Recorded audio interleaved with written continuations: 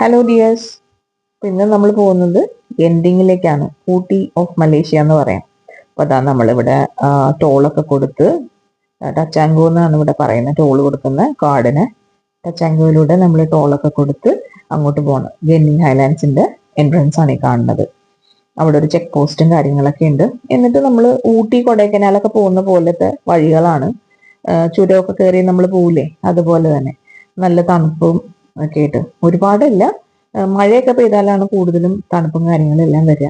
അപ്പൊ ഇതിന്റെ മേളിലാണ്, ഏറ്റവും മേളിലാണ് ഈ നമ്മൾ ഇതെല്ലാം കയറി ചെന്നിട്ട് ആണ് ഈ മൗണ്ടൻ ഉള്ളത്. അതെ, ഞങ്ങളിപ്പോ ഇവിടെ ഒരു ചെറിയൊരു ബ്രേക്ക് എടുത്തു.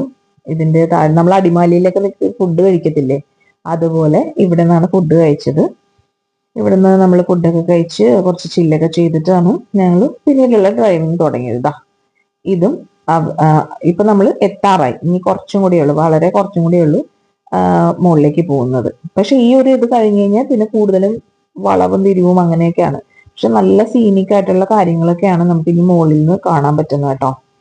പിന്നെ നെക്സ്റ്റ് പറയാനുണ്ടെങ്കിൽ ഈ മലയുടെ ഒരു കുറെ പ്രത്യേകതകളുണ്ട്. ഇത് ഉണ്ടാക്കിയെടുത്തതാണ്, മാൻ മെയ്ഡ് ആണ്. അത് ഉണ്ടാക്കിയെടുത്ത ആളുടെ ഇതാണ് ഈ കാണുന്നത്. ലിം എന്നാണ് ഈ അങ്കിളുടെ പേര്. അതിനെക്കുറിച്ച് ഞാൻ കൂടുതൽ ഡീറ്റെയിൽസ് പറയാം. So please keep watching. Thank you.